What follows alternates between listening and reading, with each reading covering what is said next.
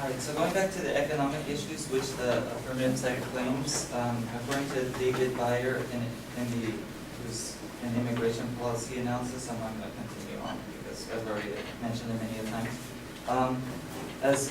As my recent review of the academic literature of refugee surges demonstrates, refugees have been shown to raise wages for native-born Americans, lower prices for common goods, and start businesses that create jobs.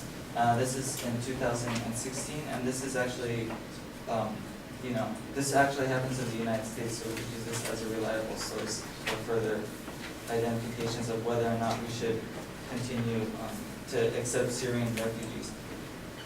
In addition, as for the terrorist threat issue again, the growth is not very significant. According to Sarah Frostenson, a journalist, in her article, most terrorist attacks in the United States are committed by Americans, not foreigners. This was reported on September 9, 2016. The New America data shows that since 2001, 12 refugees have been charged with terrorism-related crimes. And it's also important to note that these terrorist crimes do get caught before they get any worse. So not all of them, but they have actually been, the screening process does take care of this, and that since 2001, that's pretty insignificant.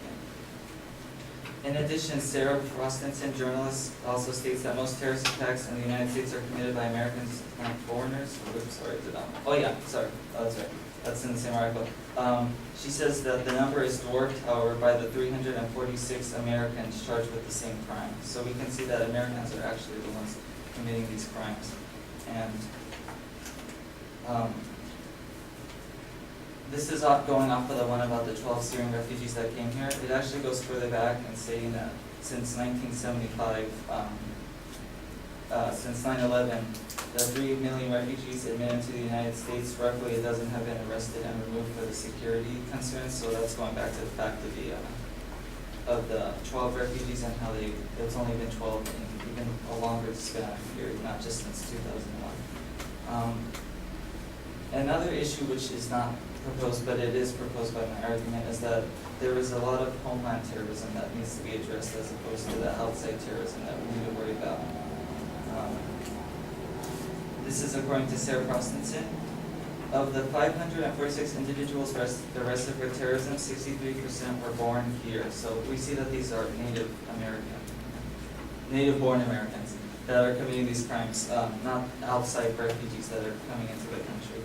In addition, Bergen, in an NPR interview, states that you're